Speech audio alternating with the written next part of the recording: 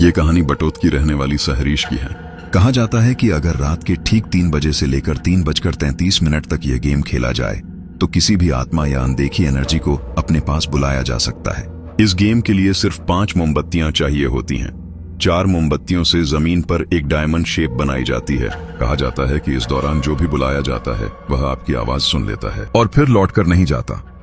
जम्मू कश्मीर के बटोत इलाके में रहने वाली सहरिश को डरावनी बातों में अजीब सी दिलचस्पी थी। उसे लगता था कि ये सब सिर्फ कहानियां हैं। एक रात जब घर में सब सो चुके थे और सन्नाटा पसरा हुआ था, उसने यह गेम खेलने का फैसला कर लिया। 4 मोमबत्तियों से जमीन पर डायमंड शेप बनाई और 5वीं को बीच में रखकर खुद भी उसके अंदर बैठ गई। घड़ी ने जैसे ही 3 बजाए उसने आंखें बंद कर लीं। शुरुआत में सब शांत था, फिर धीरे धीरे कमरे की हवा भारी होने लगी। उसे लगा जैसे कोई उसके चारों तरफ घूम रहा हो। कभी फर्श चरमराती, कभी पर्दे अपने आप हिलने लगते।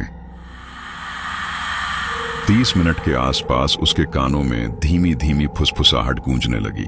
वो आवाजें समझ में नहीं आ रही थीं, लेकिन ऐसा लग रहा था जैसे कोई उसका नाम ले रहा हो। 3:33 पर मोमबत्तियों की लौ अचानक तेज हो गई और फिर एक पल में सब शांत। सहरिश ने आंखें खोली। कमरा वैसा ही था, लेकिन उसे महसूस हो रहा था कि वो अकेली नहीं है।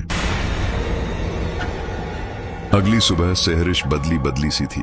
वह सीधे अपनी सहेली अलीना के पास पहुंची और पूरी रात की बात उसे बता दी। उसने कहा, अलीना, मुझे लगता है उस रात कुछ मेरे साथ जुड़ गया है। मैं जहां भी जाती हूं मुझे किसी की मौजूदगी महसूस होती है। अलीना ने उसकी बातें सुनी, लेकिन उसके चेहरे पर यकीन नहीं था। उसने मन ही मन सोचा, सहरिश मुझे डराने के लिए ये सब बना रही है। ऐसा कुछ नहीं होता। घर लौटते समय अलीना के दिमाग में वही गेम घूमता रहा। रात 3 बजे का वक्त, 5 मोमबत्तियां। उस रात जब अलीना ने अपने कमरे की घड़ी देखी और उसी पल बिना हवा चले उसके कमरे की मोमबत्ती अपने आप जल उठी।